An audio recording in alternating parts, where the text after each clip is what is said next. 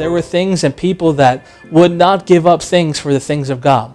Now, there is a parable here of the wedding feast. In fact, in Matthew 22, verse 2, again, a parable, right? We mentioned how lots of the parables start off and talk about the kingdom of heaven, as this one does. Matthew 22, 2 through 10 says, the kingdom of heaven is like a certain king. So it starts off there. Now, I'm not going to read it word for word right now. If you want, you can open up and take a look at it.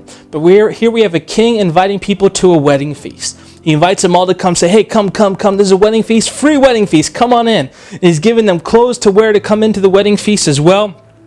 But verse 5, the servants go out. And in verse 5 it says, but they made light of it and went their way, one to his own farm and another to his business. And the rest seized his servants, treated them spitefully, and killed them.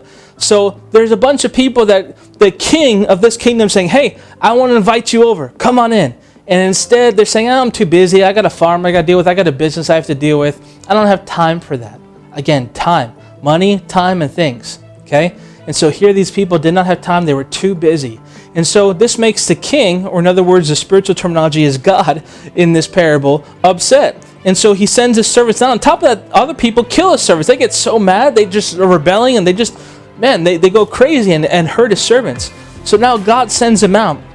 It says, verse 9, therefore go into the highways, and as many as you find, invite them to the wedding. So those servants went out into the highways and gathered together all whom they found, both bad and good, and the wedding hall was filled with guests. And so this is something that I think is paramount in the Bible, that a lot of times the people that we don't think will be coming to the kingdom are the ones that God is saying, hey, come. These other ones that know about me, these other ones that are aware of me, these Pharisees, these Sadducees, these religious leaders, these government officials, whoever the people that you think ought to know God, they get the invitation to come, but they're not coming. So God says, all right, if you'll come, here's the invitation. And God gives us that invitation. We are invited into the kingdom of God, but we have to accept the invite to come. But don't let busyness rule over you. Don't let your business rule over you.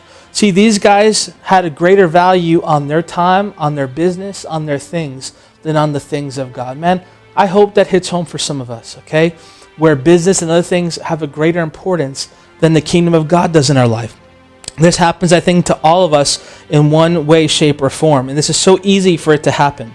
But it's a theme here. It's not so much about how busy they were, but it's more that they did not value the kingdom of God over their business, okay, or over their farm or whatever they were doing.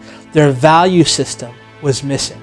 Here you had a merchant in this other parable who sold everything for the pearl. Here you have these other guys who won't even give their time because they don't understand the value of the kingdom of God.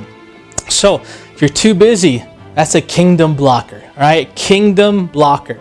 A kingdom blocker is our time, our busyness. It's one of those things, again, money is a kingdom blocker. Things can be a kingdom blocker in our life. We have to remove those things that are blocking us from entering into the kingdom of God.